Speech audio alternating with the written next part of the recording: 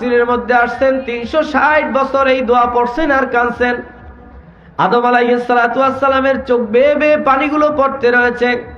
নদীর পানির সাথে আদম আলাইহিস সালাতু ওয়াস সালামের পানিগুলো যখন মিশছেন, আল্লাহ রাব্বুল আলামিন আদম আলাইহিস সালামের চোখের পানির বদৌলতে নদীর পানিটাকে দুই ভাগ করে এক ভাগ পানি মিষ্টি পানি বানায়া দিলেন। এই পৃথিবীতে সবচাইতে পানির অংশ বেশি, পানির মধ্যে আবার নোনা পানি বেশি। আসল পানির মূল উৎস হলো নোনা পানি, সাগরের সব পানি নোনা, কিন্তু নদী নালার পানিগুলো মিঠা। এই নদী নালার পানিটা মিঠা হইল কেন বাবা? আদম আলাইহিস সালাম আল্লাহর দরবারে কাঁদছেন আর তওবা করছেন।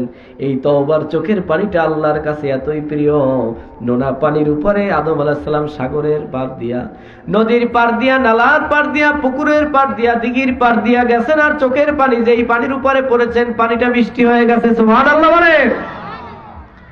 তওবার পানিটা এতই বেশি প্রিয়, আল্লাহ রাসূল বলেন ওয়ালাউ কানা মিসলার রাসিজ যুবাব, তোমার চোখ থেকে তওবার চোখের পানি যদি একটা মাছির মাথা পরিমাণ বের হয়, আল্লাহ নয় বলেন মাছির মাথা পরিমাণ এত ছোট্ট একটা চোখের ফোঁটার পানি আল্লাহ রাব্বুল আলামিনের 7টা জাহান্নামের আগুন নিভাইয়া দেওয়ার জন্য যথেষ্ট। আর একটু জোরে কোন ভাইরা আমার, বাবাজিরা আমার, এই জন্য আল্লাহ রাসূল বলেন কুল্লু ইবনু আদামুনাল খাত্তাউন, সমস্ত আদম সন্তানই গুনাহগার। ওয়া খায়রুল খাত্তাউনাত তাওয়াবুন, সবচাইতে উত্তম ওই ব্যক্তি যে গুনার পরে তওবা করে, কারণ ওই তওবার চোখ থেকে যে পানিটা ঝরে আল্লাহ রাব্বুল আলামিন ওই পানিটাকে সবচাইতে বেশি ভালোবাসেন। আদম আলাইহিস সালাতু ওয়াস সালাম কান্না শুরু করলেন আর হাঁটলেন, রব্বানা যালামনা আনফুসানা ওয়া ইল্লাম তাগফির লানা ওয়া তারহামনা লানাকুনান্না মিনাল খাসিরিন। আদম আলাইহিস সালাম হাঁটে নদীতে, সাগরে পারে, তখন চন্দ্র ছিল না, সূর্য ছিল না, শুধু এই পৃথিবীর বিশাল নদী আর জঙ্গলগুলো আল্লাহ বানাইয়া আদম আলাইহিস সালামকে হাঁটানো শুরু করলেন পশ্চিম দিকে। আদম আলাইহিস সালাতু ওয়াস সালাম সন্দ্বীপ থেকে হাঁটতে হাঁটতে মক্কায়, তায়েফের ময়দানে, আরাফার ময়দানে চলে গেলেন। এই যাওয়ার পথে যত নদী সমুদ্র পাড়ি দিয়েছেন, যেই জায়গায় আদম আলাইহিস সালামের চোখের পানি পড়ছে আল্লাহ রাব্বুল আলামিন ওই প্রত্যেকটা জায়গায় আল্লাহ তাআলা এই পৃথিবীর মানুষের জন্য এক একটা উপকারী জিনিস সৃষ্টি করে দিয়েছে। নদীর যে অংশ থেকে আদম আলাইহিস সালাম গিয়েছেন ওই জায়গার পানিটা আদম আলাইহিস সালামের চোখের পানির বিনিময়ে আল্লাহ মিষ্টি পানি বানায়া দিয়েছেন। সুবহানাল্লাহ বলেন।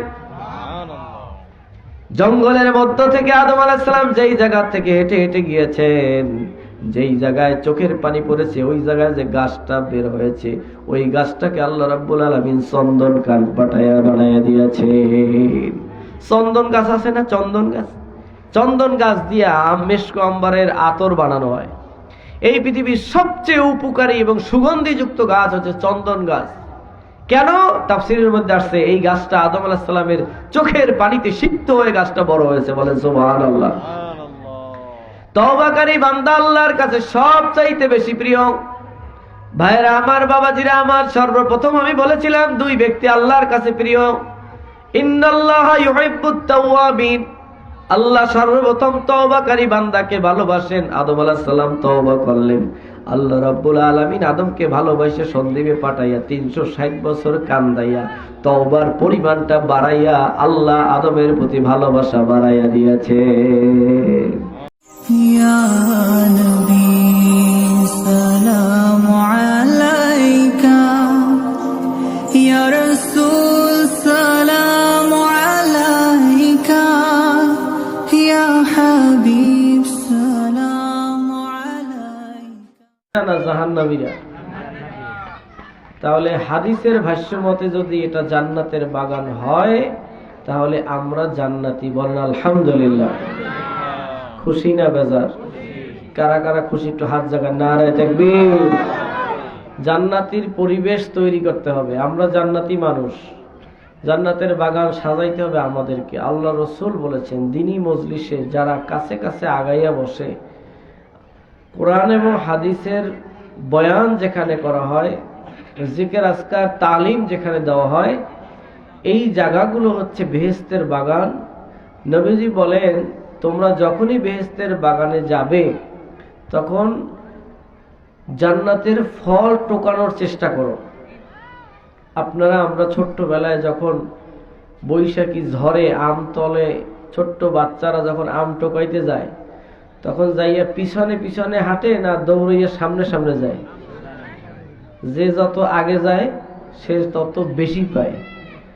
যদি ফল টোকানের দৃশ্যটা ওই রকম হয়, ছোট্ট বাচ্চায় যদি বুঝতে পারে, তাহলে কোরআন এবং হাদিস জিকিরের মজলিসে যদি জান্নাতি ফল বিতরণ করা হয়, তাহলে সেই ফল টোকানোর জন্য আমরা মজলিসের পিছনে বসবো না সামনে বসবো? তাহলে একটু সামনে আগাইয়া না আসলে তো আপনি বেশি ফল পাবেন না। এই জন্য আবারও অনুরোধ করলাম, দয়া করে একটু সামনে আগে আসে, পরিবেশটা সুন্দর হবে, জান্নাতের পরিবেশ তৈরি হবে, পিছনে আবার যারা আসবে তারাও বসতে পারবে। আর আমরা যারা আগে আসছি, আল্লাহ কোরআনে বলেছেন ওয়াস-সাবিকুন আস-সাবিকুন, যারা আগে আসবে আমি আল্লাহ তাদেরকে আগে জান্নাতে পাঠিয়ে দেব। সুবহানাল্লাহ। সম্মানিত হাজিরিন, আজকের মাহফিলের সম্মানিত সভাপতি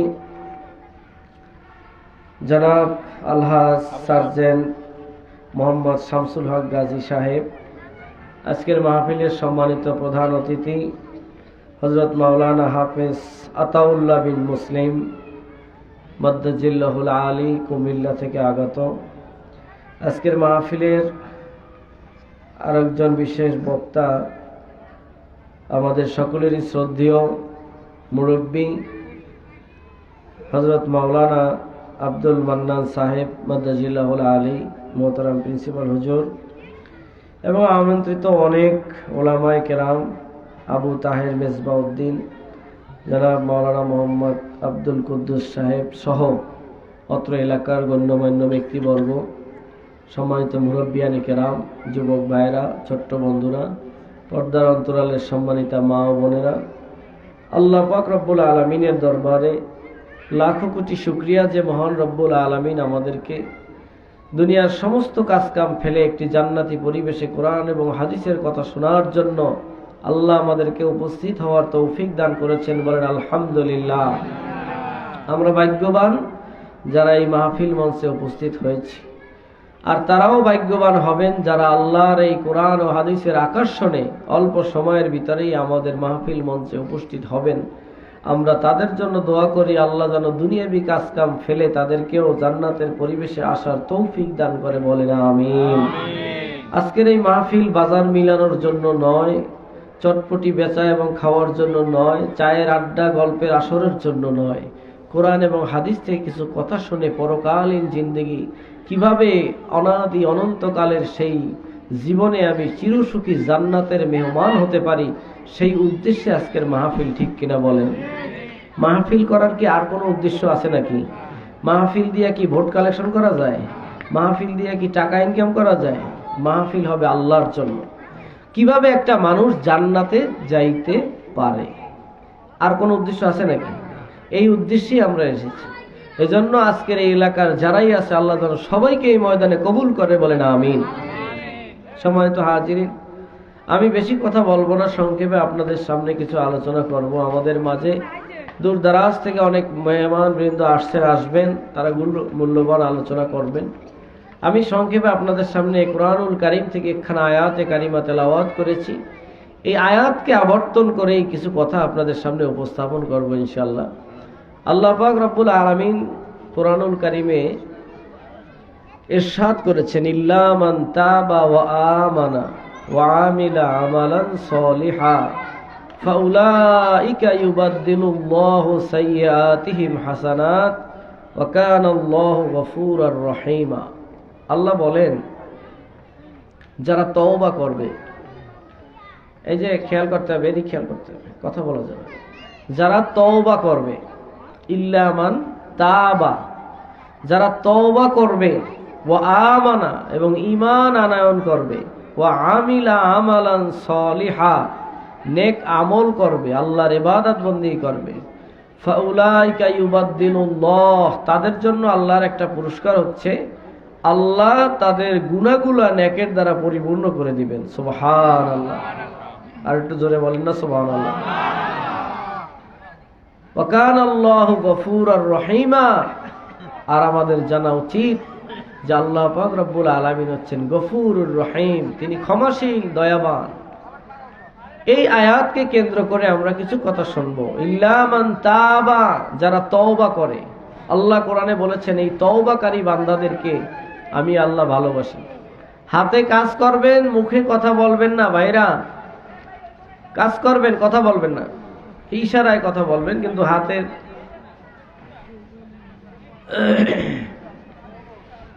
আল্লাহ পাক রব্বুল আলামিন এই পৃথিবীতে অসংখ্য মানুষ বানিয়েছেন।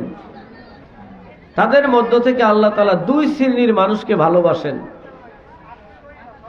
আল্লাহ নিজে দুই শ্রেণীর মানুষকে ভালোবাসেন। তার মধ্যে এক শ্রেণী হচ্ছে তওবাকারী, যারা গুনাহ কাজ করার পরে আল্লাহ দরবারে তওবা করে। বলেন সুবহানাল্লাহ। তওবাকারী বান্দাকে আল্লাহ ভালোবাসেন। এই পৃথিবীতে সর্বপ্রথম তওবাকারী আল্লাহর বান্দা আবুল বাশার আদম আলাইহিস সালাতু ওয়াস সালাম, যিনি আল্লাহর দরবারে তওবা করেছিলেন গুনাহ ছাড়াই তিনি তওবা করেছিলেন।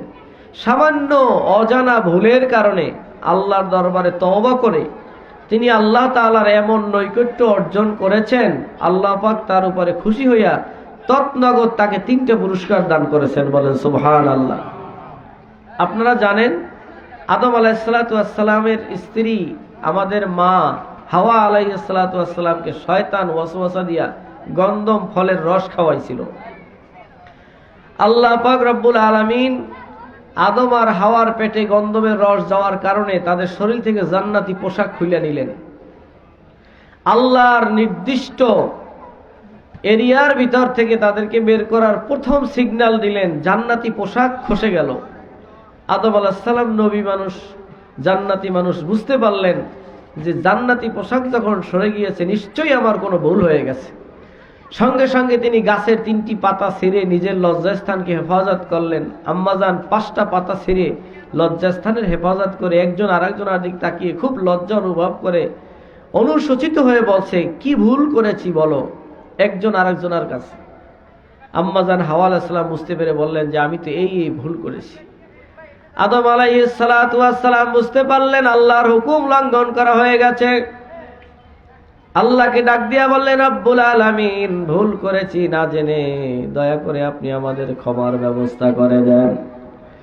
আল্লাহ পাক রব্বুল আলামিন বললেন, আদম, তোমার উপরে আগেই নির্দেশ করা ছিল তুমি এই ভুল করবে না। ওয়ালা তাকরাবা হাযিহিস শাজারাতা ফাতাকুনা মিনাজ জালিমিন। আমি তোমাকে আগেই বলেছি এই গাছের নিকটবর্তী হবে না, তাহলে তুমি জালেমদের অন্তর্ভুক্ত হয়ে যাবা, গুনাহগার হয়ে যাবা। আদম আলাইহিস সালাতু ওয়াস সালাম বলতে পারতেন, আল্লাহ আমি তো গাছের কাছে যাই নাই, আমি তো ফল খাই নাই, না জেনে শয়তান আমাদেরকে শরবতের সাথে পান করাইছেন। যুক্তি তর্ক কিছুই না দিয়া আদম আলাইহিস সালাতু ওয়াস সালাম সঙ্গে সঙ্গে আল্লাহর দরবারে তওবার রাস্তা বেছে নিলেন। ফাতালাক্কা আদামু মির রাব্বিহি কালিমাতিন ফাতাবা আলাইহি ইন্নাহু হুয়াত তাওয়াবুর রহিম। আল্লাহ পাক রব্বুল আলামিনের সাথে আদম যখন কথোপকথন করলেন, জান্নাতে সাক্ষাৎ করলেন, আল্লাহ পাক বললেন, তুমি কেন নিষিদ্ধ এরিয়ার মধ্যে প্রবেশ করলা? আদম আলাইহিস সালাম যুক্তি তর্ক কোনো প্রশ্ন ছাড়াই সঙ্গে সঙ্গে তওবার রাস্তা বেছে নিলেন। ফাতাবা আলাইহি ইন্নাহু হুয়াত তাওয়াবুর রহিম। আদম আলাইহিস সালাম তওবা করলেন, রব্বানা যালামনা আনফুসানা ওয়া ইল্লাম তাগফির লানা ওয়া তারহামনা লানাকুনান্না মিনাল খাসিরিন। প্রভু আমরা আমাদের নফসের উপরে জুলুম করেছি, অন্যায় করেছি, অপরাধ করেছি, ভুল করেছি।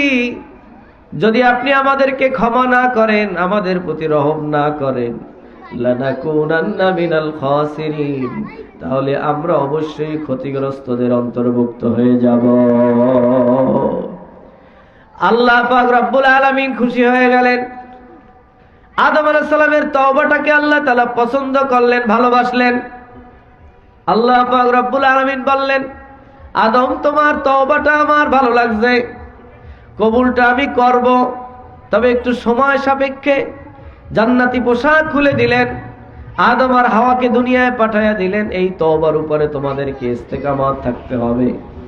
তওবা করলেই হবে না, আল্লাহর দরবারে তওবা করলেন, সাথে সাথে আবার গুনাহ করলেন, আবার তওবা করলেন, আবার তওবা ভঙ্গ করলেন। আল্লাহ পাক এটা চান না। আল্লাহ চান বান্দা তওবা করে তওবার উপরে মজবুত থাকবা। এই জন্য আল্লাহ পাক আদম আর হাওয়ার তওবা কবুল করে দুনিয়ায় দুই জায়গায় দুইজনকে পাঠাইয়া দিলেন। আদম আলাইহিস সালামকে পাঠাইলেন সন্দ্বীপে, আম্মা জান হাওয়া আলাইহিস সালামকে পাঠাইয়া দিলেন জেদ্দায়। আদম আলাইহিস সালাতু ওয়াস সালাম তাফসীরের মধ্যে আসছেন 360 বছর এই দোয়া পড়ছেন আর কাঁদছেন। আদম আলাইহিস সালাতু ওয়াস সালামের চোখ বেয়ে বেয়ে পানিগুলো পড়তে রয়েছে। নদীর পানির সাথে আদম আলাইহিস সালাতু ওয়াস সালামের পানিগুলো যখন মিশছেন, আল্লাহ রাব্বুল আলামিন আদম আলাইহিস সালামের চোখের পানির বদৌলতে নদীর পানিটাকে দুই ভাগ করে এক ভাগ পানি মিষ্টি পানি বানাইয়া দিলেন। এই পৃথিবীতে সবচাইতে পানির অংশ বেশি, পানির মধ্যে আবার নোনা পানি বেশি। আসল পানির মূল উৎস হলো নোনা পানি, সাগরের সব পানি নোনা, কিন্তু নদী নালার পানিগুলো মিঠা। এই নদী নালার পানিটা মিঠা হইল কেন বাবা? আদম আলাইহিস সালাম আল্লাহর দরবারে কাঁদছেন আর তওবা করছেন। এই তওবার চোখের পানিটা আল্লাহর কাছে এতই প্রিয়, নোনা পানির উপরে আদম আলাইহিস সালাম সাগরের পার দিয়া, নদীর পার দিয়া, নালার পার দিয়া, পুকুরের পার দিয়া, দিঘির পার দিয়া গেছেন, আর চোখের পানি যেই পানির উপরে পড়েছেন পানিটা মিষ্টি হয়ে গেছে। সুবহানাল্লাহ বলেন। তওবার পানিটা এতই বেশি প্রিয়, আল্লাহ রাসূল বলেন ওয়ালাউ কানা মিসলার রাসিজ যুবাব, তোমার চোখ থেকে তওবার চোখের পানি যদি একটা মাছির মাথা পরিমাণ বের হয়, আল্লাহ নয় বলেন মাছির মাথা পরিমাণ এত ছোট্ট একটা চোখের ফোঁটার পানি আল্লাহ রাব্বুল আলামিনের 7টা জাহান্নামের আগুন নিভাইয়া দেওয়ার জন্য যথেষ্ট। আর একটু জোরে কোন ভাইরা আমার, বাবাজিরা আমার, এই জন্য আল্লাহ রাসূল বলেন কুল্লু ইবনু আদামুনাল খাত্তাউন, সমস্ত আদম সন্তানই গুনাহগার। ওয়া খায়রুল খাত্তাউনা আত-তাওয়াবুন, সব চাইতে উত্তম ওই ব্যক্তি যে গুনার পরে তওবা করে, কারণ ওই তওবার চোখ থেকে যে পানিটা ঝরে আল্লাহ রাব্বুল আলামিন ওই পানিটাকে সবচাইতে বেশি ভালোবাসেন। আদম আলাইহিস সালাতু ওয়াস সালাম কান্না শুরু করলেন আর হাঁটলেন, রব্বানা যালামনা আনফুসানা ওয়া ইল্লাম তাগফির লানা ওয়া তারহামনা লানাকুনান্না মিনাল খাসিরিন। আদম আলাইহিস সালাম হাঁটে নদীতে, সাগরে পারে, তখন চন্দ্র ছিল না, সূর্য ছিল না, শুধু এই পৃথিবীর বিশাল নদী আর জঙ্গলগুলো আল্লাহ বানাইয়া আদম আলাইহিস সালামকে হাঁটান শুরু করলেন পশ্চিম দিকে। আদম আলাইহিস সালাতু ওয়াস সালাম সন্দ্বীপ থেকে হাঁটতে হাঁটতে মক্কায় তায়েফের ময়দানে, আরাফার ময়দানে চলে গেলেন। এই যাওয়ার পথে যত নদী সমুদ্র পাড়ি দিয়েছেন, যেই জায়গায় আদম আলাইহিস সালামের চোখের পানি পড়ছে আল্লাহ রাব্বুল আলামিন ওই প্রত্যেকটা জায়গায় আল্লাহ তাআলা এই পৃথিবীর মানুষের জন্য এক একটা উপকারী জিনিস সৃষ্টি করে দিয়েছে। নদীর যে অংশ থেকে আদম আলাইহিস সালাম গিয়েছেন ওই জায়গার পানিটা আদম আলাইহিস সালামের চোখের পানির বিনিময়ে আল্লাহ মিষ্টি পানি বানাইয়া দিয়েছেন। সুবহানাল্লাহ বলেন। জঙ্গলের মধ্য থেকে আদম আলাইহিস সালাম যেই জায়গা থেকে হেঁটে হেঁটে গিয়েছেন, যেই জায়গায় চোখের পানি পড়েছে ওই জায়গায় যে গাছটা বের হয়েছে ওই গাছটাকে আল্লাহ রাব্বুল আলামিন চন্দন কাঠ পাঠাইয়া বানাইয়া দিয়েছেন। চন্দন গাছ আছে না, চন্দন গাছ, চন্দন গাছ দিয়া মেশক আম্বারের আতর বানানো হয়। এই পৃথিবীর সবচেয়ে উপকারী এবং সুগন্ধিযুক্ত গাছ হচ্ছে চন্দন গাছ। কেন? তাফসীরের মধ্যে আসছে এই গাছটা আদম আলাইহিস সালামের চোখের পানিতে সিক্ত হয়ে গাছটা বড় হয়েছে। বলেন সুবহানাল্লাহ। তওবাকারী বান্দা আল্লাহর কাছে সবচাইতে বেশি প্রিয়। ভাইরা আমার, বাবাজিরা আমার, সর্বপ্রথম আমি বলেছিলাম দুই ব্যক্তি আল্লাহর কাছে প্রিয়। ইন্নাল্লাহা ইউহিব্বুত তাওয়াবিন, আল্লাহ সর্বপ্রথম তওবাকারী বান্দাকে ভালোবাসেন। আদম আলাইহিস সালাম তওবা করলেন, আল্লাহ রাব্বুল আলামিন আদমকে ভালোবাসে সন্দ্বীপে পাঠাইয়া 360 বছর কান্দাইয়া তওবার পরিমাণটা বাড়াইয়া আল্লাহ আদমের প্রতি ভালোবাসা বাড়াইয়া দিয়েছে।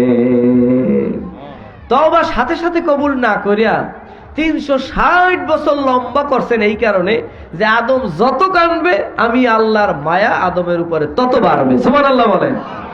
360 বছর পর আদম আলাইহিস সালাম যখন আরাফাতের ময়দানে জাবালে রহমত পাহাড়ের উপরে আদম আর হাওয়া দুইজন উঠলেন, একজন আরেকজনের শরীরে যখন ধাক্কা লাগলেন অন্ধকার পৃথিবীর মধ্যে, আদম আলাইহিস সালাম জিজ্ঞাসা করলেন, কে তুমি? হাওয়া জিজ্ঞাসা করলেন, কে আপনি? আমি আদম, আমি হাওয়া। পরিচয় হয়ে গেল। এই পরিচয়ের কারণে এটার নাম হইলে আরাফাতের ময়দান। এই আরাফাতের ময়দানে তাদের পরিচয় হওয়ার পর দুইজনে আল্লাহর দরবারে হাত তুলে মোনাজাত করলেন, রব্বানা যালামনা আনফুসানা ওয়া ইল্লাম তাগফির লানা ওয়া তারহামনা লানাকুনান্না মিনাল খাসিরিন। আল্লাহ রাব্বুল আলামিন খুশি হয়ে গেলেন। দুইজনের মোনাজাত, সম্মিলিত মোনাজাত আল্লাহ পছন্দ করেন। একা একা মোনাজাতও আল্লাহ পছন্দ করেন, কিন্তু ঐক্যবদ্ধ হইয়া আমরা ফরজ নামাজের পর সবাই মিলে হাত তুলে মোনাজাত করি না? কথা কয় না? একা একা মোনাজাতের চাইতে সবাই মিলে মোনাজাত করলে আল্লাহ বেশি খুশি হয় না? জি। আদম আর হাওয়া 360 বছর কাটছে। দুইজন যখন মিলিত হইয়া একত্রে আল্লাহর দরবারে দোয়া করলেন, আল্লাহর দরবার থেকে ক্রিং ক্রিং করে মেসেজ চলে আসছে, তোমাদের দোয়া কবুল হওয়ার সময় হয়ে গেছে। সুবহানাল্লাহ বলেন। আদম আলাইহিস সালাম বুঝতে পারলেন দোয়া কবুল হওয়ার সময় যেহেতু হয়ে গেছে, এবার এই সময়টা যাতে মিস না হয়ে যায়, দুইজন স্বামী আর স্ত্রী একত্রে দোয়া করা শুরু করলেন। এই পৃথিবীতে আদম আর হাওয়ার প্রথম মিলন। এই জন্য নারী আর পুরুষ, স্বামী আর স্ত্রী যখন বিবাহ হয়, প্রথম রজনীতে বাসর রাত, ওই সময় 2 রাকাত নফল নামাজ পড়ে স্বামী আর স্ত্রী একত্রে দোয়া করা সুন্নাত। সুবহানাল্লাহ বলেন। এটা বাবা আদম আর হাওয়ার সুন্নাত। তারা সর্বপ্রথম এই পৃথিবীতে দুইজন একত্রিত হয়েই আল্লাহর দরবারে তওবা করেছেন, দোয়া করেছেন। এই জন্য স্বামী আর স্ত্রী নব দাম্পত্য বিবাহ হওয়ার পরেই স্বামী স্ত্রীর প্রথম কাজ হবে 2 রাকাত নামাজ পড়িয়া তওবা করিয়া আল্লাহর দরবারে মাপ চাও, আল্লাহ বিয়ার আগের জীবনে যত গুনাহ করছি সব তুমি মাফ করে দাও। বলেন সুবহানাল্লাহ। ভাইরা আমার, বন্ধুরা আমার, আদম আলাইহিস সালাম যখন দেখলেন তওবা কবুল হওয়ার সময় চলে আসছে, এটা যাতে মিস না হয়ে যায় জন্য দোয়া একটু বৃদ্ধি করে দিলেন, ওয়াসিলা, ইয়া আইয়ুহাল্লাযীনা আমানুত্তাকুল্লাহা ওয়াবতাগু ইলাইহিল ওয়াসিলা। আল্লাহ পাক রব্বুল আলামিন বললেন, হে ঈমানদারগণ, তোমরা আল্লাহর কাছে আল্লাহকে ভয় করো, তওবা করো, ওয়াসিলা তালাশ করো। আদম আলাইহিস সালাম একটা ওসিলা লাগাইয়া দিলেন, আল্লাহুম্মা তাকাব্বাল তাওবাতি বিওসিলাতিন নাবিয়্যিকাল খাতিম মুহাম্মাদুর রাসূলুল্লাহ। বলেন না সাল্লাল্লাহু আলাইহি ওয়াসাল্লাম। আল্লাহ আপনি আমাদের তওবা কবুল করেন আখিরি জামানার নবী মুহাম্মাদুর রাসূলুল্লাহর ওসিলায়। আল্লাহ পাক জিজ্ঞাসা করলেন, ইয়া আদম কাইফা আরাফতা মুহাম্মাদান, কিভাবে তুমি আমার সেই মুহাম্মদ রাসূলুল্লাহকে চিনলা? ওয়ালাম আখলুকুহু, এখনো তো আমি তারে বানাই নাই। আদম আলাইহিস সালাম বলেন, রব্বুল আলামিন আপনি যখন আমাকে বানিয়েছিলেন, ওয়ানাফাখতা ফীহি মির রূহি, আমার রূহটা যখন আমার কলবের ভিতরে ঢুকায় দিয়েছিলেন, ফারাইতু মাকতুবান আল কওয়াইদিল আরশি লা ইলাহা ইল্লাল্লাহু মুহাম্মাদুর রাসূলুল্লাহ। আপনি যখন আমাকে রূহ দিলেন, আমি যখন জীবিত হইলাম, চক্ষু দুইটা মেললাম, সর্বপ্রথম আপনার আরশে আজিম দেখলাম। সুবহানাল্লাহ বলেন। আপনার আরশে আজিমের পায়ার সাথে আমি লেখা দেখেছি, লা ইলাহা ইল্লাল্লাহু মুহাম্মাদুর রাসূলুল্লাহ। আমি তখন বুঝলাম লা ইলাহা ইল্লাল্লাহর পাশে মুহাম্মাদুর রাসূলুল্লাহ, আল্লাহর নামের সাথে যার নাম, সাধারণ ব্যক্তি নয়, কোন স্বাভাবিক ব্যক্তি নয়, ইনি হবেন আল্লাহর সবচাইতে পেয়ারা। আমি সেই জন্য তার নামের ওসিলা দিয়ে আপনার কাছে ক্ষমা চাইলাম। এবার আমার তওবা কবুল করে আমাকে মাফ করে দেন। আল্লাহ রাব্বুল আলামিন সঙ্গে সঙ্গে আদম আলাইহিস সালামের তওবা কবুল করলেন। আদমকে বললেন, আদম তুমি যখন তওবা করলা, আমি তোমাকে নগদ 3টা পুরস্কার দিব। সুবহানাল্লাহ বলেন। কয়টা? 1 নম্বর পুরস্কার, পৃথিবী এখনো অন্ধকার, এই পৃথিবীতে চাঁদ নাই, সূর্য নাই, আলোর কোনো ব্যবস্থা নাই, আমি আর তোমাদেরকে অন্ধকারে রাখবো না। আল্লাহু ওয়ালিয়ুল্লাযীনা আমানু ইউখরিজুহুম মিনাজ যুলুমাতি ইলান নূর। তুমি যখন তওবা করেছো, আমার ওলিত্ব গ্রহণ করেছো, আমাকে রব বলে মেনেছো, এবার আমি তোমাদের অভিভাবক হয়ে গেলাম। আর আমি আল্লাহ যদি কারো অভিভাবক হই, তাহলে আমার প্রথম কাজ হলো তাকে অন্ধকার থেকে টেনে আলোতে ঢুকাইয়া দেওয়া। আল্লাহ যার ওলি, আল্লাহ যার অভিভাবক, আল্লাহ রাব্বুল আলামিন তাকে হেদায়েতের পথ দেখায় আলোকিত করবেন। আল্লাহ পাক বলেন, আদম তোমাকে আর অন্ধকার পৃথিবীতে থাকতে হবে না, যেহেতু তুমি আমাকে ওলি মেনেছো, আমার দরবারে তওবা করেছো। যাও, আমি আল্লাহ রাব্বুল আলামিন তোমাদের জন্য সূর্য বানায়া দিলাম, পৃথিবীতে আলো হবে, অন্ধকারে তোমাদের আর কাঁদতে হবে না। সুবহানাল্লাহ নাই? আর একটু জোরে কর। আদম আলাইহিস সালামের তওবার কারণে এই পৃথিবীতে সূর্য হয়ে আলোকিত হয়ে গেছে।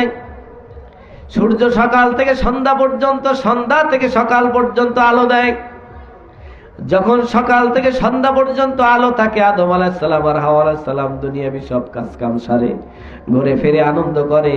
যখন সন্ধ্যা হয়ে যায়, ঘুটঘুটে অন্ধকার, আলোর ব্যবস্থা নাই, ঘুমাইতে পারে না, কেউ কাউরে দেখে না, প্রেম ভালোবাসা নিবেদন করার সুযোগ পায় না, রাতে কোনো খাবারের ব্যবস্থা করতে পারে না, গল্প করতে পারে না, রাতে বড় কষ্ট হয়। আল্লাহ রাব্বুল আলামিন বলে, আদম এতটুকু কষ্ট আমি তোমাকে দিতে চাই না, রাতের অন্ধকারে তুমি ভয় পাবা তা হবে না, তুমি এবং তোমার সন্তানেরা যেন নিরাপদে রাত্রে থাকতে পারে, এই জন্য আমি আল্লাহ রাব্বুল আলামিন চাঁদের এগেনিস্টে আর একটা, সূর্যের এগেনিস্টে আর একটা চাঁদ বানাইয়া দিলাম।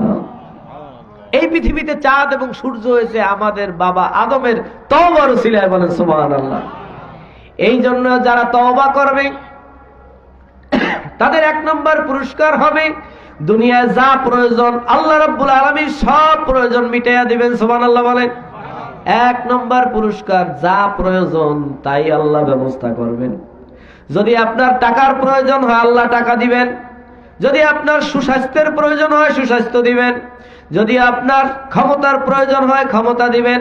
যদি আপনার যা প্রয়োজন, ক্ষুধার জন্য খাদ্যের প্রয়োজন, পোশাক প্রয়োজন, যা প্রয়োজন, এক কথায় তওবা করার পর আপনার যত প্রয়োজন আছে আল্লাহ রাব্বুল আলামিন প্রয়োজনটা মিটাইয়া দিবে। তওবাকারী বান্দাকে আল্লাহ ভালোবাসেন। আপনি যদি কাউকে ভালোবাসেন তাহলে আপনার 1 নম্বর খেয়াল আসে, দায়িত্ব আসে, ভালোবাসার মানুষের কি দরকার। স্বামী স্ত্রীকে ভালোবাসে, এই কারণে স্ত্রীর শাড়ির প্রয়োজন, স্বামী ব্যবস্থা করে। স্ত্রীর খাবারের প্রয়োজন, স্বামী ইনকাম করে। স্ত্রীর ঘরের প্রয়োজন, স্বামী ঘর উঠায়। স্ত্রীর সন্তানের প্রয়োজন, স্বামী সন্তানের ব্যবস্থা করে। সন্তানের লেখাপড়ার প্রয়োজন, লেখাপড়ার ব্যবস্থা করে। এক কথায় স্বামী যে স্ত্রীকে ভালোবাসে, ওই স্ত্রীর কথায় পুরো সংসার সাজায়। আপনার স্ত্রীকে আপনি ভালোবাসার কারণে স্ত্রীর কথা মতো স্ত্রীর প্রয়োজন সব যেমন মিটাইয়া দেন। আল্লাহ রাব্বুল আলামিন বলেন, যেই বান্দা আমার কাছে তওবা করবে, ওই বান্দার যত প্রয়োজন আমি আল্লাহ সব প্রয়োজন মিটাইয়া দেব। তওবা করতে রাজি আছি আমরা? ইনশাআল্লাহ। সবাই বলেন রাজি আছি। তওবা করব কেন? কারণ আমরা সবাই গুনাহগার। এমন কেউ নাই যে গুনাহ নাই, এমন কথা আমরা কেউ বলতে পারি না। ভাইরা আমার, বন্ধুরা আমার, এই কথাই আল্লাহ রাব্বুল আলামিন বলেছেন, ইল্লা মান তাবা ওয়া আমানা। যদি তোমরা তওবা করতে পারো, আদমের যেমন সব প্রয়োজন মিটাইয়া দিয়েছি, আমি আল্লাহ রাব্বুল আলামিন তোমাদেরও সব প্রয়োজন মিটাইয়া দেব। তওবা হচ্ছে মুমিনের জন্য 1 নম্বর ঔষধ। তওবা হচ্ছে মুমিনের জীবনের 1 নম্বর আমল। তওবা হচ্ছে মুমিনের জীবনের 1 নম্বর কাজ। আল্লাহর নবী নিষ্পাপ নবী, যার জীবনে কোনো গুনাহ নাই, কোনো ভুল নাই। আমার নবী জীবনে কোনো গুনাহ করেন নাই, জীবনে কোনো ভুল করেন নাই, বলেন সুবহানাল্লাহ। এই নবী জীবনে 100 বার তওবা করেছেন দৈনিক। আমার নবী দৈনিক কতবার তওবা করেছেন? 100 বার। ফরজ নামাজের সালাম ফিরানোর পর আল্লাহু আকবার, আস্তাগফিরুল্লাহ, আস্তাগফিরুল্লাহ, আস্তাগফিরুল্লাহ পড়ি কি পড়ি না? কি পড়েন না সবাই? আল্লাহর নবী বলেন, যারা নামাজের সালাম ফিরানোর পরে আস্তাগফিরুল্লাহ, আস্তাগফিরুল্লাহ, আস্তাগফিরুল্লাহ 3 বার পড়বে, আল্লাহ রাব্বুল আলামিন খুশি হইয়া তার জীবনের সব গুনাহ মাফ করে দেবে। হাদিস শরীফের মধ্যে আসছে, একজন সাহাবী একটা গুনাহ করার পর নবীজির দরবারে আসছে, ইয়া রাসূলুল্লাহ, ইয়া হাবিবাল্লাহ, আমি এই গুনাহ করেছি। নবীজি চুপচাপ বসে রইলেন, কোনো কথা বললেন না। সাহাবী আবার বলেন, হুজুর আমি গুনাহ করেছি। নবী কথা বললেন না। আবার বলেন, হুজুর আমি গুনাহ করেছি। নবী কোনো কথা বললেন না। কিছুক্ষণ পর আসরের নামাজের সময় হয়ে গেছে। নবীজি ডাক দিলেন, আইনা বেলাল, বেলাল তুমি কোথায়? আজান দাও। বেলাল আজান দিলেন। সব সাহাবীরা ওযু করে মসজিদে চলে আসলেন। কাতারবদ্ধ হয়ে গেল। ইকামত হয়ে গেল, নামাজ হয়ে গেল। নামাজের সালাম ফিরানোর পর সব সাহাবী চলে গেলেন, ওই সাহাবী বসে আছেন। আস্তে করে নবীজির সামনে গিয়া বলে, হুজুর আমি তো গুনাহ করেছি, আপনাকে নামাজের আগেও বলেছিলাম। নবীজি চোখ দুটা বড় করে বললেন, তুমি না আমার সাথে নামাজ পড়লা? বলে, হ্যাঁ ইয়া রাসূলুল্লাহ, আপনার সাথে নামাজ পড়েছি। আমার সাথে নামাজ পড়ার কারণে, নামাজের পর তওবার কারণে আল্লাহ রাব্বুল আলামিন তোমার জীবনের সব গুনাহ মাফ করে দিয়েছে। হাদিস শরীফের মধ্যে আসছে, আল্লাহর কোন বান্দা যখন আযান হওয়ার পর মসজিদে নামাজের জন্য ঢোকে, বান্দার কাঁধের উপরে যে গুনার বোঝাটা থাকে, ওই গুনার বোঝাটা নিয়ে মসজিদে ঢুকতে পারে না। মসজিদ হচ্ছে নিষিদ্ধ এরিয়া, পবিত্র জায়গা। এই জায়গায় তো সব জিনিস নিয়ে ঢোকা যায় না। আল্লাহর ঘরের মধ্যে তো ঘুষ খাওয়ার গুনাহ লইয়া ঢুকতে পারে না। কি বলেন, পারে নাকি? সুদের গুনাহ নিয়ে মসজিদে ঢোকা যায় না, বেপরদিগির গুনাহ নিয়ে মসজিদে ঢোকা যায় না, মিথ্যার গুনাহ নিয়ে মসজিদে ঢোকা যায় না, জেনা ব্যভিচারের গুনাহ নিয়ে মসজিদে ঢোকা যায় না। মসজিদ হচ্ছে একটা পুত পবিত্র জায়গা। সংসদ ভবনে যদি কোনো মানুষ ঢোকে, দেখবেন মেশিন দিয়া তারে চেক করে। কোনো অবৈধ অস্ত্র নিয়ে সংসদ ভবনের মধ্যে ঢোকা যায় না। মসজিদটা হচ্ছে আল্লাহর ঘর। এই জায়গায় দুইজন ফেরেশতা দাঁড়ায় থাকে। যখন আপনি ঢুকবেন, সঙ্গে সঙ্গে গুনার আমলনামাটাকে অ্যাটাক করা হবে। গুনার আমলনামা আপনার কাঁধ থেকে ফেরেশতা দুইজন নামাইয়া যখন নিক্ষেপ করবে, এই গুনাহটা যে আপনারে কষ্ট করিয়া করাইছে, শয়তান কয়, আহারে সারাদিনের সাধনার ফসল বুঝি শেষ হইয়া যায়। থামা দিয়া শয়তান আমলনামা ধরে। আপনি যতক্ষণ নামাজ পড়বেন, ওই শয়তান আমলনামার বোঝা নিয়ে দাঁড়ায় থাকবে। নামাজ পড়ে মসজিদ থেকে যখন বের হবে, শয়তান আবার কবে, দোস্ত আইসো, ভালো হইছে, তাড়াতাড়ি আইসো। এই পৃথিবীতে কিছু মুসল্লি আছে, দেখবেন মসজিদে ঢোকে সবাই শেষে, বের হয় সবাই আগে। সবাই আগে বাইরে এলে তো শয়তান খুশি হয়। কি খুশি হয় না? গুনার বোঝা লই দাঁড়াই রয়েছে এতক্ষণ, এত দেরি লাগে, তাড়াতাড়ি বের হও। তাড়াতাড়ি বের হয়েছে পর আপনার গুনাহ আপনার কান্দে আবার উঠে এনেছে। কিন্তু আল্লাহর ওই বান্দা যদি নামাজের সালাম ফিরানোর পরে 3 বার আস্তাগফিরুল্লাহ, আস্তাগফিরুল্লাহ, আস্তাগফিরুল্লাহ দিল এবং জবানকে একত্রিত করে খালেস দিলে তওবা করে, আল্লাহ রাব্বুল আলামিন সঙ্গে সঙ্গে গুনাহগুলো মাফ করে দেয়। যখন আপনি নামাজ থেকে মসজিদ থেকে বের হইবেন, শয়তান ওই গুনাহগুলো যখন আপনার কাঁধে আবার দিতে চাইবে, কিরামান কাতিবিন দুইজন ফেরেশতা সঙ্গে সঙ্গে বাধা দিবে, না না না, এই গুনার মালিক এখন আর এই বান্দা নাই, সে তওবা করেছে, আল্লাহ তার গুনাহগুলো মাফ করে দিয়েছে। তখন শয়তান খুশি হয় না আরো রাগ বাড়ে? কথা বল না কা? ও এত কষ্ট করে করাইছে, তওবা করে মাফ করছো, এবার এমন কাম করামু, এরপর আরো আইট করে লাগে। তা আমাগো কাম কি? পরোক্ত নামাজে আরো আইট করে যাওয়া, যাতে শয়তান আমাকে কৌশল করে গুনাহ করাইতে না পারে। ভাইরা আমার, বন্ধুরা আমার, এই জন্য আল্লাহ রাব্বুল আলামিন তওবাকারী বান্দাকে বড় ভালোবাসেন। তওবাকারী বান্দাকে আল্লাহ রাব্বুল আলামিন গুনাহ থেকে মুক্তি দান করেন, দুনিয়ার সমস্ত হাজত পুরা করেন। আল্লাহ রাব্বুল আলামিন তওবাকারী বান্দার জন্য পরকালীন অনন্তকালের সুখের জন্য আল্লাহ রাব্বুল আলামিন তার নেকের ব্যবস্থা করে দেন। পিছনে যে গুনাহগুলো ছিল, আল্লাহ রাব্বুল আলামিন গুনাহটাকে পরিবর্তন করে নেক বানাইয়া দেন। সুবহানাল্লাহ। আপনি যা কিছু করবেন সব আমলনামায় লেখা হচ্ছে, ইল্লা মান তাবা ওয়া আমানা ওয়া আমিলা আমালান সালিহা। তওবা করার পর যদি আপনি একটা নেক আমল করেন, আল্লাহ রাব্বুল আলামিন সঙ্গে সঙ্গে এই নেক আমলটাকে কবুল করে নেবেন। সুবহানাল্লাহ বলেন। তওবার পরে যেই আমলটাই করা হোক না কেন, এমন সুন্দর মজার সুযোগ আর পৃথিবীতে কোথাও পাবেন না। আপনি একজন অফিসারের চাকরি করেন, চাকরি করতে যাইয়া আপনার অফিসের যে দায়িত্ব, কাগজপত্রের কাজ, সেইটা সব ভুল করছেন, অফিসার আপনার উপর খুশি না? কথা বলেন না কেন? একজনের বাড়ি বদলা দিতে গেছেন, কইছে পুয়ের কাটবা, আপনি কাটিয়ে দিয়েছেন বের, খুশি হয়েছে? দেখাই দিয়েছে এই যে সীমানার বের কাটো, ওই জায়গায় কাটছেন দিঘি, খুশি হবে? কথা বলেন না কেন? দুনিয়ার কাজ আপনি যা করবেন ভুল, তার নিতে হবে মাসুল। কিন্তু আল্লাহ রাব্বুল আলামিন বলেন, আমার কোন বান্দা যদি তওবা করে, আমি ওই বান্দাকে ভালোবাসি। এরপর ওই বান্দা যদি ইবাদত করে, নেক আমল করে, নেক আমল করতে আসে যদি ভুল করে, আমি আল্লাহ রাব্বুল আলামিন তারপরেও তার উপরে রাগ করব না, খুশি হয়ে আরো নেক বাড়াইয়া দেব। এটা আল্লাহ ছাড়া আর পৃথিবীতে কারো পক্ষে সম্ভব না। কেমনে ভুল হইলেও কেমনে নেক হয়? আপনি তওবা করেছেন, আল্লাহ আর গুনাহ করব না, জীবনে আর নামাজ ছাড়বো না, এতদিন নামাজ পড়ি না, এখন থেকে নামাজ পড়ব, এটা একটা তওবা। কি বলেন? নামাজ না পড়া গুনাহ, আর পড়াটা এটা ইবাদত। আপনি এতদিন নামাজ পড়েন না, তাহলে গুনাহ করছেন না? কথা করেন না বাপ? আপনি তওবা করছেন, আল্লাহ এতদিন তো নামাজ ছাড়ছি, আর জীবনে নামাজ ছাড়বো না, এটার নাম কি? তওবা। বলেন এটার নাম কি? ফিরে আসা। বেনামাজির অবস্থান থেকে আপনি নামাজির অবস্থায় চলে আসলেন। এখন আপনি নামাজ তো জানেন না, নামাজ যাইয়ে পড়তে হইছেন, এখন 3 রাকাত নামাজ পড়ে আপনি মাগরিবের সময় বসার কথা, কিন্তু আপনি 3 রাকাতের না 2 রাকাত নামাজ পড়িয়া সালাম ফিরা শুরু করছেন। এক সালাম দেওয়ার পর মনে হইছে যে নামাজ তো 3 রাকাত, তো হইছে কয় রাকাত?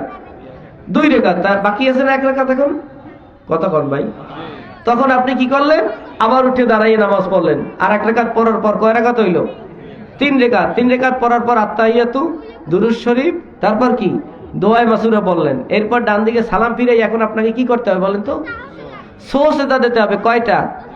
জোরে বলেন, সবাই বলেন। নামাজে যদি ভুল হয় তাহলে সালাম ফিরানোর সময় ডান দিকে সালাম ফিরাইয়া 2টা অতিরিক্ত সেজদা দিতে হয়। এটার নাম হইল সাহু। নাম কি? মানে ভুলের জন্য এই সেজদা 2টা অতিরিক্ত আপনি দিচ্ছেন। তা কি ভুল হইল? যে 2 রাকাতে আপনি সালাম ফিরানো দিছিলেন কিন্তু ফিরান নাই, কিন্তু এই যে ভুলটা করলেন, আল্লাহর দরবারে আপনি তওবা করে নামাজ শুরু করে আইয়ে করছেন ভুল, আল্লাহ রাগ করে আপনার নামাজ ক্যান্সেল করে দিতে পারতো। আল্লাহ কয় তোর নামাজ ক্যান্সেল করবো না, নামাজ কবুল করবো, পাশাপাশি এই নামাজে আরো অতিরিক্ত 2টা সেজদা বাড়াইয়ে নেব। সুবহানাল্লাহ কর। 3 রাকাত নামাজে 6টা সেজদা। কয়টা? কিন্তু একটা ভুল করার কারণে এই নামাজে সেজদা হয়েছে কয়টা? 8টা। কয়টা বাড়ছে? কথা কয় না? ভুলের কারণে ইবাদত বেড়ে গেছে না? বাড়ছে। তাই সেজদা যদি বাড়ে সব কি? কত কয় টাকা? তাহলে দেখেন আল্লাহর দরবারটা এমন যে আপনি ভুল করিয়াও সব আরো বেশি পাইছেন। সুবহানাল্লাহ কন। আর একটু জোরে বলেন না সুবহানাল্লাহ।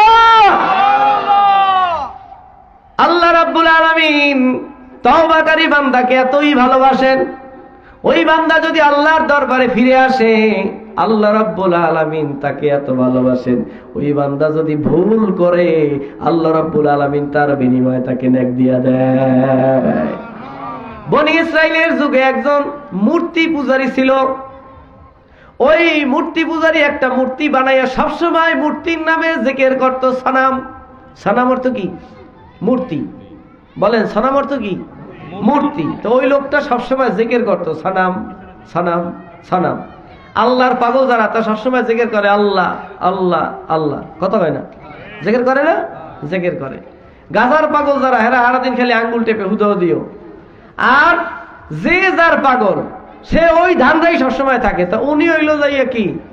মূর্তি পূজারী, জিকির করে সনাম সনাম সনাম। ভুলে একদিন কইয়া লাইছে সমাদ। কি কইছে? সমাদ কার নাম? জোরে বলেন। কিতাবের ভিতরে আসছে লোকটার বয়স ছিল 40 বছর। এই 40 বছর পর্যন্ত সনাম সনাম সনাম, মূর্তি মূর্তি মূর্তি জিকির করত। একদিন ভুলে সমাদ বলে ফেলাইছে। আল্লাহ রাব্বুল আলামিন খুশি হইয়া ডাক দেওয়ার সঙ্গে সঙ্গে সারা দিয়া বলে লাব্বাইকা ইয়া আব্দি, ও আমার বান্দা আমাকে ডাকো, আমি হাজির আছি। ওয়াইজা সালাকা ইবাদি আন্নি ফাইন্নি করিব উজিবু দাওয়াতাদ দাঈ ইযা দান। আল্লাহ রাব্বুল আলামিন বলেন, ও নবী উম্মতদেরকে বলে দেন, তারা যদি আমি আল্লাহ সম্পর্কে জিজ্ঞাসা করে আল্লাহ কোথায় আছেন, আপনি বলেন আমি আল্লাহ তোমার সব চাইতে কাছে আছি। যখনই আমাকে ডাক দেবা আমি আল্লাহ সঙ্গে সঙ্গে তোমার ডাকে সাড়া দিয়া দেব। 40 বছর পর্যন্ত আল্লাহর ইবাদত বাদ দিয়া শিরক করছে, মূর্তি পূজা করে, মূর্তির জিকির করে, সনাম সনাম সনাম। একদিন ভুলে আল্লাহকে ডাক দিয়া বলছে সমাদ। আল্লাহ রাব্বুল আলামিন সাথে সাথে ডাকে সাড়া দিয়া বলেন লাব্বাইকা ইয়া আব্দি, ও আমার বান্দা তুই আমারে ডাকো কেন? সঙ্গে সঙ্গে জিকির বন্ধ করলেন। ঘটনা কি? 40 বছর পর্যন্ত সনাম সনাম করি, কেউ সাড়া দিল না। সনামের পরিবর্তে সমাদ বলে ডাক দেওয়ার সঙ্গে সঙ্গে উত্তর চলে আসলো, আইনা সমাদ, সমাদ কোথায়? হুয়া সমাদন, কে সেই সমাদ, আমাকে চিনতে হবে। এবার খুঁজতে খুঁজতে খুঁজতে খুঁজতে দেখেন কুল হুয়াল্লাহু আহাদ, আল্লাহুস সমাদ। এই সমাদের পরিচয় আল্লাহ কোরআন শরীফ দিয়েছেন। আল্লাহ হচ্ছে বেনিয়াজ, আল্লাহ হচ্ছেন অমুখাপেক্ষী, দুনিয়ার কারো ইবাদতের মুহতাজ না। কিন্তু কেউ যদি আল্লাহর ইবাদত করে আল্লাহ খুশি হয়ে যায়। এই জন্যই মূর্তি পূজারীর উপর আল্লাহ রাখছিল না যে আল্লাহ তুই কেন আমার ইবাদত করলি না, বরং আল্লাহর ইবাদত যেদিন তুই ভুলে করছো কিন্তু তারপরেও আল্লাহ খুশি হয়ে গেছে। তখন সে মুসলমান হয়ে গেল, আল্লাহর চিনে গেল, আল্লাহর ইবাদতের পথে চলে আসলো। এমন আল্লাহর ইবাদত আমরা করতে চাই কি চাই না? জোরে বলেন, চাই কি চাই না? তওবা করার পর থেকে যদি নেক আমল শুরু করে দেন, ওই নেক আমলে যদি ভুল হয়ে যায় আল্লাহ রাব্বুল আলামিন ওই ভুলটা আর ধরবেন না, আল্লাহ ওটাও আপনার সওয়াবের খাতায় উঠাইয়া দিবে। একজন বান্দা তওবা করছে, আল্লাহ জীবনে আর নামাজ ছাড়বো না, নামাজ শুরু করে দিছে। নামাজের দোয়া কুনুত ভালো করে জানে না, আত্তাহিয়াতু ভালো পড়তে পারে না, সূরাগুলোও শুদ্ধ না, কিন্তু নামাজ ছাড়ে না। নামাজ তো পড়তেই আছে, পড়তেই আছে, পড়তেই আছে। 40 বছরে নামাজ পড়া শুরু করলো, 70 বছরের সময় মারা গেল। কিয়ামতের ময়দানে ওই ব্যক্তির আমলনামা যখন আল্লাহ রাব্বুল আলামিন টান দিয়া হিসাবের জন্য দাঁড় করবেন, আল্লাহ পাক জিজ্ঞেস করবেন, ও আমার ফেরেশতারা, এই বান্দা আমার কাছে তওবা করেছিল, তওবা করার পর থেকে আর নামাজ কামাই দেয় না, নামাজ পড়ছে। ফেরেশতারা বলবে, আল্লাহ তওবা করেছে, গুনাহ থেকে মুক্ত হয়েছে, তা ঠিক আছে, কিন্তু নামাজটা তো শুদ্ধভাবে হয় নাই। আল্লাহ রাব্বুল আলামিন বলেন, আমি শুদ্ধ আর অশুদ্ধ বুঝি না, সে আমার কাছে তওবা করেছে, যা পড়েছে আমি আল্লাহ সব কবুল করে নিলাম। বান্দা খুশি হয়ে যাবে। ফেরেশতারা বলবে, রব্বুল আলামিন, নামাজ ফরজ ছিল তো 10 বছর বয়স থেকে, নামাজ পড়ছে তো 40 বছরে, মাঝখান দিয়া 30 বছরের নামাজ নাই। কত বছরের আছে? আল্লাহ রাব্বুল আলামিন বলবে, তাই নাকি? বলে হ্যাঁ। তা ঠিক আছে, ফজরের সময় ফরজ কয় রাকাত? কয় 2 রাকাত। কয় পড়ছে কয় রাকাত? কত কয় না? 4 রাকাত। তা বেশি পড়ছে কয় রাকাত? 2 রাকাত। তা ওই 2 রাকাতে একদিনের ডাবল ফরজ ধরো, সুবহানাল্লাহ কোন। 40 থেকে 70 বছরের সমস্ত নামাজ এইভাবে হিসাব করিয়া সুন্নত গুলার ডাবল ডাবল ডাবল ডাবল করা হবে। আওয়াবিন, ইশরাক সব নামাজকে ধরে ধরে ধরে ধরে গুণে দেখবে যে 30 বছরের নামাজের ঘাটতি ছাড়াইয়া আরো 10 বছরের তো বুড়ি গেছে। আল্লাহ রাব্বুল আলামিন ডাক দিয়া বলবে, ফেরেশতা, ফরজটা বাদ দিয়া যত সুন্নত আর নফল পড়ছে সবগুলা ফরজের ঘাটতি পুরাইয়া দেখ, এবার তার 60 বছরের নামাজ হয় কিনা। 40 বছরের 10 বছর তো মাপ, বাকি 60 বছরের নামাজ হয় কিনা। ফেরেশতারা কইবে, আল্লাহ 60 না পুরো 70 হয়ে গেছে। সুবহানাল্লাহ কোন। আল্লাহ কয়, তাহলে এই ব্যাটারে আর বেনামাজি কওয়া যায়? আউয়ালু মা ইউহাসাবু বিহিল আবদু ইয়াউমাল কিয়ামাতিস সালাহ, কিয়ামতের দিন সর্বপ্রথম আল্লাহ নামাজের হিসাব করবেন। নামাজের হিসাবটা কমপ্লিট করবেন কেন? তওবা করছে। সবার জন্য কিন্তু এই সুযোগ না। এই সুযোগ কার জন্য? তওবাকারীর জন্য। আল্লাহ রাব্বুল আলামিন বলবেন, এই বান্দা আমার কাছে তওবা করেছে, এই কারণে আমি খুশি হইয়া তারে 40-30 বছরের নামাজকে 70 বছর পূর্ণ করে এখন মাফ করে দেব। ফেরেশতারা কইবে, আল্লাহ ফরজ আর নফল তো এক না। আল্লাহ রাব্বুল আলামিন বলেন, ফরজ নামাজে যেই সিজদা নফল নামাজেও একই সিজদা। ফরজ নামাজে যেই রুকু আছে নফল নামাজেও রুকু আছে। ফরজ নামাজে কোরআন তেলাওয়াত আছে, নফল নামাজেও কোরআন তেলাওয়াত আছে। ফরজ নামাজে দোয়ায়ে কুনুত আছে, দোয়ায়ে মাসুরা আছে, আত্তাহিয়াতু আছে, দুরূদ শরীফ আছে, রুকুর তাসবিহ আছে, সিজদার তাসবিহ আছে। নফল নামাজেও আছে না নাই? আছে। কতক্ষণ না? আল্লাহ বলেন, ইবাদত তো ঠিক আছে, বান্দার ভুল ত্রুটি মাফ করার জন্য আমি আল্লাহ কৌশল অবলম্বন করেছি, তাকে আমি জান্নাতে নিতে চাই। এই জন্য আল্লাহ রাব্বুল আলামিন আমাদেরকে ডাক দিয়া বলেছেন, ইয়া আইয়ুহাল্লাযীনা আমানু তুবু ইলাল্লাহি তাওবাতান নাসুহা। ও আমার ঈমানদার বান্দারা, তোমরা আমি আল্লাহর কাছে তওবা করো, খালেস তওবা করো। যদি খালেস তওবা করতে পারো, আমি আল্লাহ রাব্বুল আলামিন দ্রুত তোমার জীবনের সব গুনাহগুলো মাফ করে জান্নাতি বানায়া দেব। ভারতবর্ষের বড় একজন আল্লাহর ওলি, আধ্যাত্মিক সম্রাট, বড় একজন সুফি, একজন আল্লাহর ওলি, হক্কানি একজন আলেম মাওলানা জালালউদ্দিন রুমি রহমাতুল্লাহি আলাইহি মসনবী শরীফের ভিতরে এই আয়াতের ব্যাখ্যায় সুন্দর একটা ঘটনা লিখেছেন। ইয়া আইয়ুহাল্লাযীনা আমানু তুবু ইলাল্লাহি তাওবাতান নাসুহা, হে ঈমানদারগণ তোমরা আল্লাহর কাছে খালেস তওবা করো। খালেস তওবাটা কেমন এইটা বোঝানোর জন্য মাওলানা জালালউদ্দিন রুমি রাহমাতুল্লাহ আলাইহি একটা গল্প টেনে আনছেন। এক রাজ দরবারে একজন রাজা ছিল। ওই রাজার টাকা পয়সার কোনো অভাব ছিল না, কিন্তু অভাব ছিল একটা ছেলের। রাজার একমাত্র মেয়ে আছে কিন্তু ছেলে নাই, ছেলের বড় আফসোস। কিন্তু ওই মেয়ে আর হওয়ার পর আর কোনো সন্তান হয় না। এক পর্যায়ে রাজামশাই ঘোষণা করলো, আমার এই মেয়ে যার কাছে বিয়া দেব ওই জামাই হবে আমার ছেলে। আমার রাজ্যের অর্ধেকটাকে লিখে দেব, আমার ইন্তেকালের পরে পুরা রাজ্যের রাজত্ব ওই জামাইরে দিয়া দেব। মরার পর আমার মাইয়া প্রধানমন্ত্রী প্রেসিডেন্ট হবে না। আমার দেশে তো ওয়া নাই। আমার দেশে মাইয়া হোক আর কানা হোক, ল্যাংরা হোক আর লুলো হোক, শিক্ষিত হোক আর চোর হোক। স্যার আমি আর চাকরি করতাম না, আমার ছুটি দেন, আজীবন রিটায়ার দিয়ে দেন, আমি আর এই চাকরি জীবনে করবো না। কেন? রাজার মেয়ে ভালোবাসি আর দুর্নীতি নাই, এর গেলে তো আমার কইয়ে যাওয়া লাগবে। এ ছাড়বে না, রাজা ছাড়বে না, রাজার মাইয়া ছাড়বে না। যে যার স্বার্থ অনুযায়ী বিস্তারিত ব্যাখ্যা দিয়ে বলতে পারলাম না, সময় সংক্ষেপে দিয়ে 1 মিনিট শেষ করতেছি। সর্বশেষ বলছে যে আমার যদি মারিয়া ভালো হয় আমি আর চাকরি করবো না। কারণ তওবা করছে কার কাছে? আমি এমন একজনের কাছে তওবা করছি, এই তওবা আর ভঙ্গ করতে পারবো না। রাজামশাই বলতেছে খবর কি? তওবা ভঙ্গ করতে পারবো না। কি তওবা করেছো? এই চাকরি করা তোমার তোর অপরাধ না, তুমি একজন মেয়ে মানুষ, দাসী মানুষ, দাসগিরি করা তোমার, চাকরি করা এটা তোমার জন্য বৈধ। তখন সে বলতেছে না, এটা আমার জন্য বৈধ না, আমার জানতে চাইেন না। শেষ পর্যন্ত বলবে না, রাজাও ছাড়বে না। রাজা বলছে যদি তুমি কারণ না দর্শাইয়া যাও তাহলে তোমার ঘর দান নিয়ে নেব। বাড়িয়ে লাগবে, রাজার ক্ষমতা আছে। শেষ পর্যন্ত কি করলো? এখন দেখা যায় চাকরি না করলেও গর্দান যায়, আর চাকরি করলেও তওবা ভঙ্গ হয়ে যায়। চাকরি না করলে কি হয়? গর্দান যাবে, মৃত্যুদণ্ড হবে। আর যদি চাকরি করে তাহলে বেইমানি করা হবে কার সাথে? বলে আল্লাহ যে বিপদ একটির বাঁচাইছে, ফিরে আবার ওই ধরনের বিপদ হইতে পারে কিনা? ফিরে দিন যদি বিপদে পড়ি তাতে আবারও গর্দান যাবে।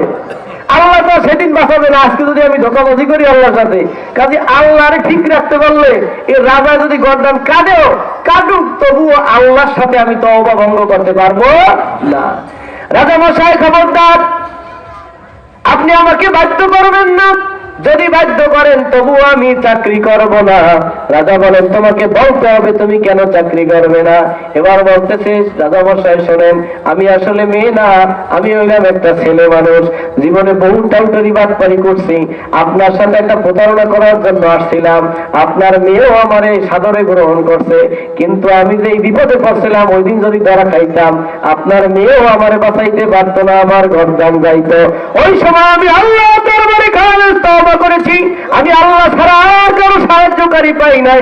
আল্লাহ ছাড়া আমাকে বাঁচানোর আর এই পৃথিবীতে কেউ ছিল না। আমি আল্লাহ দরবারে তওবা করেছি, আমার আল্লাহ রাব্বুল আলামিন আমার তওবা কবুল করেছেন।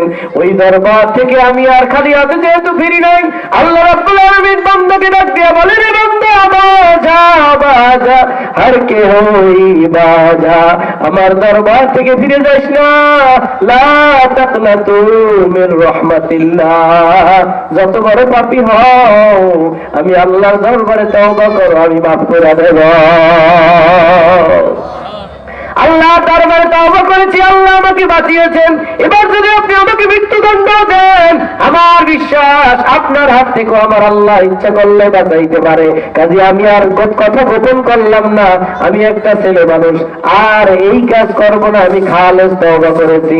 আল্লাহ রাব্বুল আলামিন বলেন ইল্লা মান তাবা, যদি তুমি খালেস তওবা করতে পারো, ওয়া আমিনা ঈমান করতে পারো, ওয়া আমিলা আমালান সালিহা, এরপর যদি তুমি সৎ পথে চলতে পারো, ভালো কাজ করতে পারো, গুনার পথে আর ফিরে না যাও, উলাইকা ইউবাদদিলুল্লাহু সাইয়্যাতিহিম হাসানা, তোমার জিন্দেগীর সব গুনাহগুলো আমি আল্লাহ নেকে পরিণত করে দেব।